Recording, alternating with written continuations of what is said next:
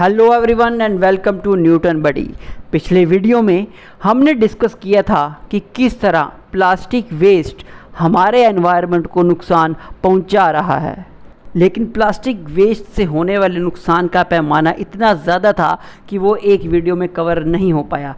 तो आइए जानते हैं कि और कितना नुकसान प्लास्टिक वेस्ट हमारे पर्यावरण का कर चुका है। अगर अभी तक आपने चैनल को सब्सक्राइब नहीं किया तो प्लीज़ सब्सक्राइब द चैनल और घंटी का बटन दबाना ना भूलें ताकि आपको फ्यूचर वीडियोस के बारे में सूचना मिलती रहे। हमने पिछले वीडियो में डिस्कस किया था कि किस तरह प्लास्टिक वेस्ट हमारी मैरीन लाइफ और ओशियंस को इफ़ेक्ट कर रहा है। स्क्रीन पे दिए गए इन आंकड़ों से साफ जाहिर है कि किस हद तक प्लास्टिक वेस्ट हमारे पर्यावरण को नुकसान पहुंचा रहा है। अगर हम प्लास्टिक का इस्तेमाल बिल्कुल बंद भी कर दें तब भी कई हज़ार साल तक प्लास्टिक हमारे पर्यावरण से जाने वाला नहीं है। तो ये तो थे कुछ आंकड़े पूरी दुनिया भर के। आइए अब बात करते हैं हमारे अपने देश की। हमारे देश में लगभग 26,000 टन प्लास्टिक वेस्ट हर रोज़ इकट्ठा होता है और जितना प्लास्टिक प्रोड्यूस होता है उससे लगभग आधा ही रिपोर्ट हो पाता है। इसके साथ साथ इंडियन ओशन पूरे दुनिया भर के प्लास्टिक वेस्ट का एक डंपिंग ग्राउंड बनता जा रहा है। साइंटिस्ट्स ने तो यहाँ तक कह डाला है कि हो सकता है बे ऑफ बंगाल में एक गार्बेज बिन बन रहा हो जिसमें सारा का सारा प्लास्टिक वेस्ट इकट्ठा हो रहा है। अब ये प्लास्टिक वेस्ट ना सिर्फ पर्यावरण को लेकिन इंसानों को भी नुकसान पहुंचा रहा है। As it has been found that humans consume micro plastic equal to a size of credit card every week. So ये बात बिल्कुल साफ है कि प्लास्टिक वेस्ट हमारे लिए एक बहुत ही बड़ी प्रॉब्लम बनता जा रहा है। तो आइए जानते हैं प्लास्टिक वेस्ट से जुड़े कुछ और फैक्ट्स के बारे में। लगभग सभी मैरीन टर्टल्स, 59% वेल्स, 36% सील्स और 40% सी बर्ड स्पीशीज़ में प्लास्टिक पॉल्यूशन पाया गया है। So as you can see the numbers are getting more and more dangerous. एक और रिपोर्ट के अनुसार लगभग 1 लाख समुद्री जीव प्लास्टिक निगलने की वजह से या फिर प्लास्टिक से बनी चीज़ों में उलझने की वजह से हर साल मारे जाते हैं। The biggest problem with plastic is the amount of time it takes to break down. जैसा कि आप स्क्रीन पे देख सकते हैं कि कितने साल लगते हैं प्लास्टिक से बने किसी भी चीज़ को डिग्रेड होने में। एवरेज एक प्लास्टिक बैग को 20, कॉफ़ी कप को 30, प्लास्टिक स्ट्रॉ को 200, प्लास्टिक कप और प्लास्टिक बॉटल को 450 और डिस्पोजेबल डाइपर्स को 500 साल लगते हैं डिग्रेड होने में। तो अगली बार इनमें से प्लास्टिक से बना कोई भी सामान यूज़ करने से पहले ये ज़रूर सोचें कि आने वाले कितने सालों तक वो हमारे पर्यावरण में बना रहेगा।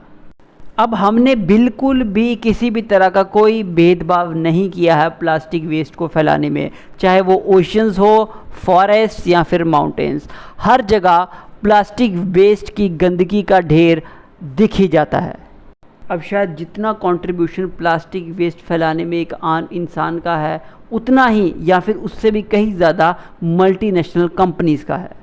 आप स्क्रीन पे देख सकते हैं कि ये मल्टीनेशनल कंपनीज़ कितनी बड़ी मात्रा में प्लास्टिक पैकेजिंग को प्रोड्यूस करती हैं। तो सबसे बड़ा सवाल ये है कि पब्लिक से करोड़ों रुपए का मुनाफा कमाने वाली कंपनीज़ आखिर सारा पैसा खर्च कहाँ करती हैं?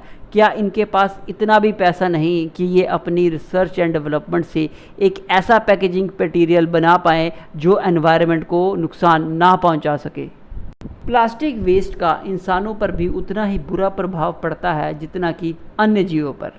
हम अपनी डेली लाइफ में ऐसी बहुत सारी चीज़ों का यूज़ करते हैं जो डायरेक्टली प्लास्टिक से बनी है या किसी ना किसी वे में उसमें प्लास्टिक शामिल है, जिसकी वजह से हमारी बॉडी में प्लास्टिक एंटर हो ही जाता है। फिर चाहे वो पानी पीने वाली प्लास्टिक की बॉटल्स हों या सिंथेटिक फाइबर से बने हमारे कपड़े, प्लास्टिक किसी ना किसी वे में हमारी बॉडी में एंटर कर ही रहा है।